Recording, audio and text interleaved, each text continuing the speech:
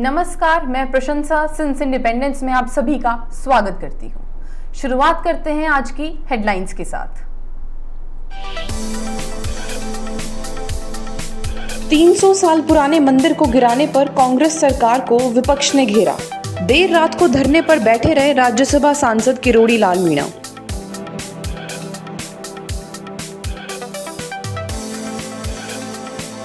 देश में फिर बढ़ रही कोरोना की ग्राफ, राज्य सरकारें हुई सतर्क।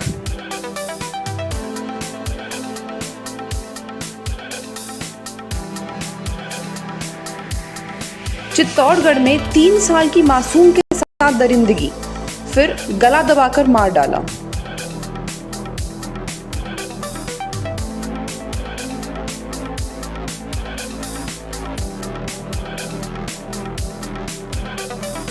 जयपुर एयरपोर्ट पर कस्टम विभाग ने पकड़ा 48.80 लाख का सोना।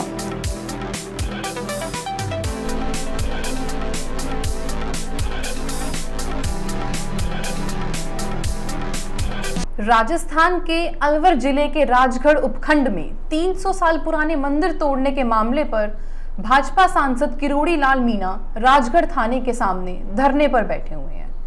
किरोड़ी लाल ने थाने में एफआईआर दर्ज कराने के लिए थाने में परिवाद दिया है। महंत प्रकाश दास परिवादी है। किरोड़ी लाल ने मंदिर तोड़ने वालों के खिलाफ मामला दर्ज करने की मांग को लेकर धरने पर बैठे हैं। इस बीच राज्य सरकार ने भाजपा नगर पालिका बोर्ड को नोटिस थमा दिया है। नोटिस का जवाब देने के लिए 12 घंटे का समय दिया गया है। नोटिस में पूछा गया है कि आखिर 300 साल पुराने मंदिर को क्यों तोड़ा गया। उल्लेखनीय है कि अलवर के राजगढ़ में भाजपा का निकाय बोर्ड है। खाद्य एवं नागरिक आपूर्ति मंत्री प्रताप सिंह खाचरियावास ने कहा कि राजगढ़ नगरीय निकाय बोर्ड का चेयरमैन भाजपा का है। उन्होंने बोर्ड में प्रस्ताव लाकर सड़क चौड़ीकरण के लिए मंदिरों और घरों को गिराया। उन्हीं के इशारे पर मंदिरों को तोड़ा गया। अरनौत पुलिस ने देवल्दी चर्चित हत्याकांड के मुख्य आरोपी को पकड़कर डिटेन किया। प्रतापगढ़ अरनौत पुलिस ने वांछित इनामी अपराधी सरफराज गिरफ्तार किया है। यह कार्रवाई अपराधियों की धरपकड़ अभियान के तहत अरनौत थानाधिकारी अजय सिंह राव के नेतृत्व में टीम गठित टीम के द्वारा की गई। बता दें कि 2 अगस्त 2021 को अभियुक्त ने अपने साथी अपराधियों के साथ आपराधिक षड्यंत्र रचकर वाहन से टक्कर मारकर अरबाज व नजीम की हत्या कर दी थी, जिसमें 6 लोगों को पहले ही गिरफ्तार किया जा चुका है। चित्तौड़गढ़ जिले के बस्सी क्षेत्र का एक गांव, गुरुवार को यहां एक परिवार में 2 बेटियों की शादी थी। चारों ओर खुशियों की धूम थी क्योंकि गांव में 2 बारातें आई हुई थी। लेकिन खुशियों के बीच एक यौन भक्षी पिशाच रामेश्वर धाकड़ भी घूम रहा था। पहले 4 साल के एक बालक को उठाकर 1 किलोमीटर दूर कुएं पर ले गया, दुराचार करने लगा, जगह जगह काट खाया। मासूम बालक चीखा चिल्लाया, लेकिन यह पिशाच नहीं पसीजा। हाँ, लोगों के आने से डर से सहम गया, इसलिए बालक को वापस शादी स्थल पर ले जाकर छोड़ दिया। फिर वहां से दोपहर लगभग 3 बजे माता पिता के साथ सो रही 3 साल की बच्ची को उठा ले गया उसी कुएं पर। दरिंदे ने उस मासूम बच्ची को चेहरे और कान सहित शरीर पर 7-8 जगह काट खाया, फिर गला दबाकर मार डाला। उसकी मासूम चीखें हमेशा के लिए बंद कर शव को कुएं में फेंक दिया। उसके बाद शादी में लौटकर बारात में शामिल हुआ, खुशियां मनाई और साथ बारात के गांव लौट गया। शाम 5 बजे जब तक बच्ची नहीं मिली तो परिजनों, ग्रामीण और पुलिस ने तलाश शुरू कर दी। देर रात पता चला कि बच्ची तो भीलवाड़ा के बिगोज क्षेत्र के किशनपुर निवासी रामेश्वर के साथ कुएं पर नजर आई थी। इस पर कुछ ग्रामीण रात को ही किशनपुर पहुंचे और दरिंदे को वापस लेकर लाए। पहले तो वह गुमराह करता रहा, फिर वारदात कबूल ली। पुलिस ने आरोपी को पोक्सो एक्ट सहित 376, 302 व SC/ST एक्ट के धारा के अंतर्गत गिरफ्तार किया।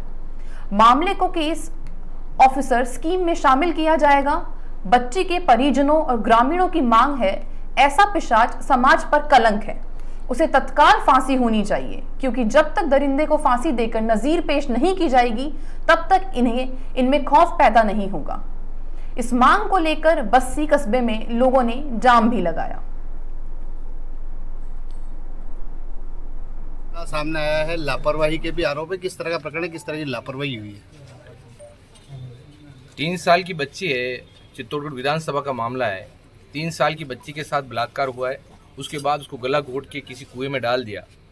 ये कल की जनजाति महिला की बच्ची है, एसटी की बच्ची है, और उसके वास्तव में जो हुआ है वो पूरे देश के लिए, पूरे राजस्थान के लिए शर्मनाक बात है। मैं इसका आरोप इसकी सरकार पे भी लगाता हूँ कि राजस्थान में इस तरह की घटनाएं काफ़ी बढ़ी है, और राजस्थान में इस घटनाएं को देखते हुए सरकार चारों तरफ से फेल्योर है। पकड़ के लाए, उसको पुलिस को सौंपा है। पुलिस सुबह 7 साढ़े 7 बजे वहाँ गई है।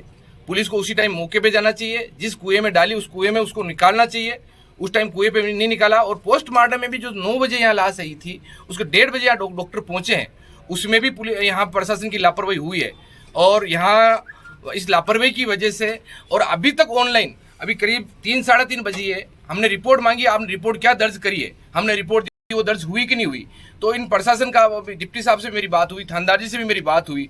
उनका ये कहना है 3 बजे तक भी ये कहना है कि अभी ऑनलाइन हुई नहीं है, सर्वर हमारे डाउन हुए हैं, लाइट हमारी आ नहीं रही है। इस प्रकार के इन लोगों के बयान है। इस बयान को देखते हुए वास्तव में इस जनजाति बच्ची के साथ, इन जनजाति समाज के साथ बहुत बुरा हुआ है। इस बच्ची 3 साल की बच्ची, मासूम बच्ची के साथ बलात्कार होना, ये देश की नहीं, प्रदेश की नहीं, ये शासन पे, पूरी सरकार पे, मैं अशोक गहलोत की सरकार पे आरोप लगाता हूँ कि सरकार में लापरवाही की वजह से इस तरह की घटनाएं घट रही है, आए दिन इतनी घटनाएं बढ़ रही है। और उसके साथ प्रशासन पे भी मैं आरोप लगाता हूँ, प्रशासन भी इस अगर जल्दी करती और सही टाइम पे अगर देख पाती तो इस तरह की घटनाएं नहीं होती।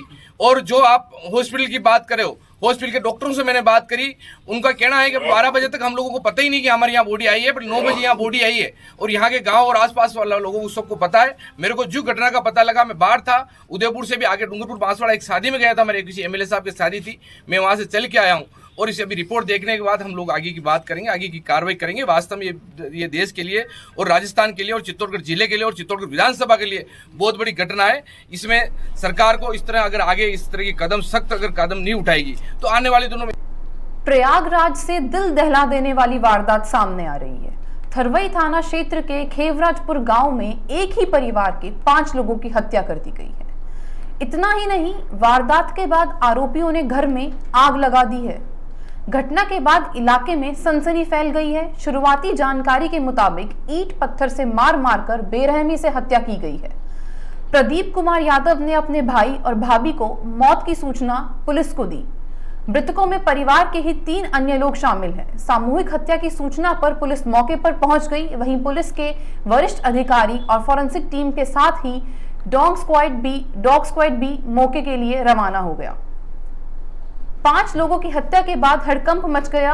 एडीजी प्रयागराज जोन प्रेम प्रकाश ने बताया कि शुरुआती जांच से लग रहा है कि लूट के इरादे से आए बदमाशों ने वारदात को अंजाम दिया है। आशंका है कि उन्होंने सबूत मिटाने के उद्देश्य से घर में आग लगा दी। हालांकि बारीकी से जांच की जा रही है। मौके पर फॉरेंसिक और डॉग स्क्वाड की टीम जांच कर रही है। कोरोना ने फिर से रफ्तार पकड़ ली है। यूरोप और एशिया से कई देशों में मामले बढ़ रहे हैं। कोरोना की पाबंदियां हटते ही लोग भी बिना मास्क के घूम रहे हैं और सोशल डिस्टेंसिंग का कोई ख्याल नहीं रखा जा रहा है। बढ़ते मामलों के बाद दिल्ली, नोएडा और पंजाब समेत कई राज्यों में मास्क अनिवार्य कर दिया गया है। कुछ जगह स्कूलों को बंद कर ऑनलाइन क्लास शुरू की गई है। इन सबके बीच आईआईटी कानपुर के वैज्ञानिकों की जून में चौथी लहर की आशंका को सच माना जा रहा है।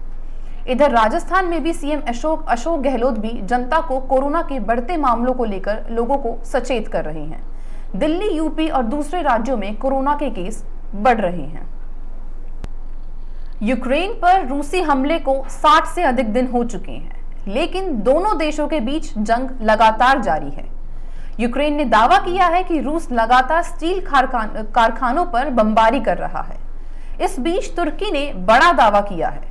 तुर्की ने कहा कि 48 घंटे के भीतर रूस के राष्ट्रपति व्लादिमीर पुतिन और यूक्रेन के राष्ट्रपति जेलेंस्की की इस्तांबुल में मुलाकात हो सकती है। तुर्की के राष्ट्रपति तैयब एर्दोगन ने कहा, हमें उम्मीद है कि अगले 48 घंटे में रूस और यूक्रेन के बीच जंग थम जाएगी। उन्होंने कहा कि दोनों देशों के राष्ट्राध्यक्ष जल्द मिलकर समस्या को सुलझाएंगे।